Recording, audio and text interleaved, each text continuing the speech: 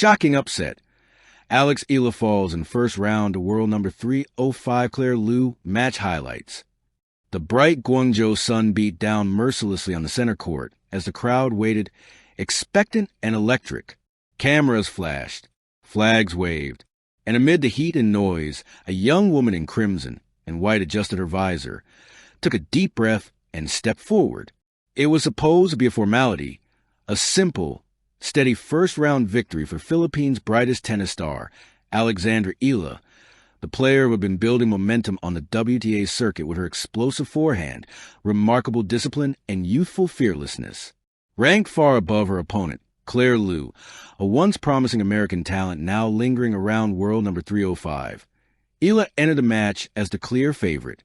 But in tennis, like in life, expectations often crumble before reality's unpredictable spin. The anticipation of greatness. Eala arrived in Guangzhou carrying not just a racket bag, but a nation's hopes.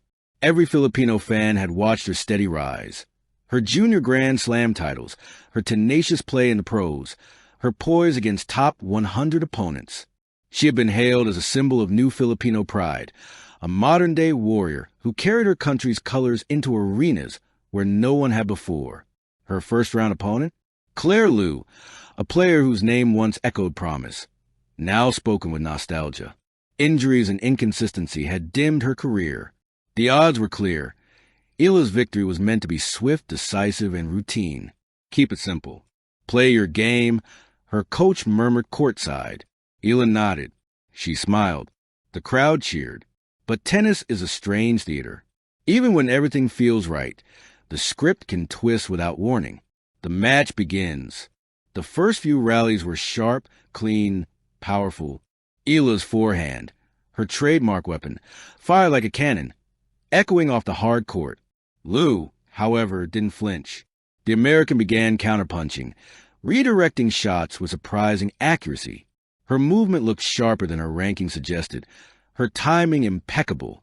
At 2-2, a long rally unfolded. 23 shots of pure intensity. Liu held her ground, forcing Eala to go for a winner. The ball clipped the net and fell just wide. The crowd gasped. Eala frowned. It was a small miss, nothing alarming. But small cracks, if ignored, soon widen. By 4-3, Liu had found her rhythm, mixing heavy topspin with sudden flat drives. She attacked Eala's backhand relentlessly, making the Filipina move side to side. Uncharacteristic errors crept in. A double fault here, a mis-hit there. Then at 5-4, serving to stay in the set, Eala's second serve faltered. Liu pounced, smacking a forehand return winner to clinch the set 6-4. A collective murmur rippled through the stands. The scoreboard, suddenly cold and unforgiving, told a story no one expected. The pressure mounts. Eala sat in her chair, towel over her face. Her breathing was quick, shallow. She wasn't playing badly. She was simply being outplayed. That truth stung more than the loss of any single point. She looked at her racket, the same one that had carried her to victories across Asia. For the first time, it felt heavy. Focus, Alex, her coach urged. Play smart. Don't rush it. She nodded again. But as the second set began, Liu's confidence surged. The American was free. No expectations, no pressure, nothing to lose.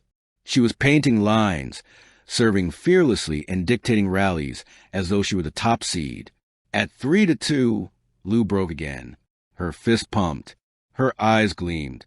Something inside her had reignited. The hunger of an athlete rediscovering her love for battle. Eala fought back, but frustration tightened her muscles. Her shots lost depth. Her footwork slowed by half a beat. Each missed opportunity widened the emotional gap. And then, after an hour and 40 minutes of relentless exchanges, Liu sent one final backhand cross-court, past a lunging Eala. Game. Set. Match. Claire Liu defeats Alexandra Eala 6-4, 6-3. The silence after the storm. There was no scream, no tear, no racket smash. Just silence. Eala stood frozen, eyes fixed on the ground, as Liu walked to the net with a polite smile. They shook hands, briefly, wordlessly. Then, as the applause faded, the weight of defeat settled in. This wasn't supposed to happen. Not to her. Not here. Reporters would later call a shocking upset, the kind that stuns both fans and analysts. A world number 305 defeating a top 100 player wasn't just an upset. It was a tremor that rippled across the WTA landscape. But beneath the statistics and headlines, there was something more human, more profound. Defeat, Eala knew, is not always a fall. It's a revelation. The locker room. Inside the dim locker room, the air was thick with silence. Eala sat on the bench, scrolling through her phone, messages already pouring in from home. Some were encouraging, others harsh. "Still proud of you, champ," one read. "Disappointed, but bounce back stronger," said another. And one cut deeper than it should have. "How did you lose number 305? She put the phone down and exhaled. Losses, she had been told, are part of the journey. But this one burned differently. Not because of who beat her, but because of what it symbolized. Vulnerability, unpredictability, imperfection. Her coach approached. "Alex, this isn't the end," he said softly. "I know," she replied, voice steady yet small. "But it hurts." He nodded.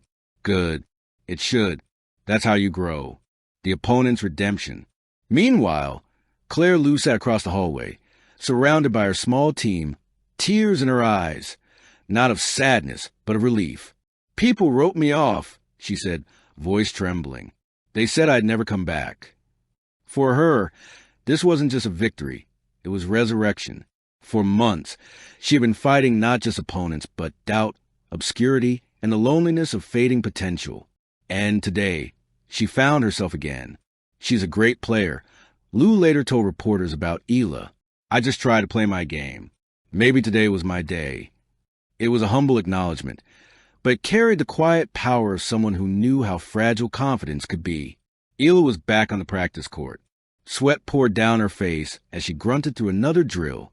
There was no crowd, no cameras, just her racket, and the rhythmic thud of balls against the court. Her coach watched silently.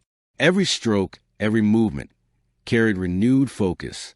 She was no longer playing to prove others wrong, but to rediscover her rhythm, her fire, her truth. And somewhere deep inside, she knew losses like this are not scars. They're seeds. Seeds of resilience. Seeds of rebirth. Seeds of greatness yet to come. Epilogue, beyond the scoreboard. The Guangzhou Open will remember the day as a shocking upset. The world will remember the numbers. 6-4, 6-3, Claire Lou Deaf, Alex Eala. But those who truly understand tennis, the sport of heartbreak and hope, will remember something deeper. They'll remember how a young Filipina carried herself with dignity, even in defeat. How her eyes, though weary, still glimmered with purpose. How her story, like the best stories in sports, became richer not in victory, but in vulnerability. Because in the end, tennis is more than a game of rackets and rankings. It's a mirror of life, unpredictable, humbling, and profoundly human. And Alexandra Eala, even in loss, reminded the world that true champions are not defined by the matches they win, but by the courage to keep playing after they fall. Thank you for watching. Please don't forget to hit the subscribe button, like, and share. Till next time.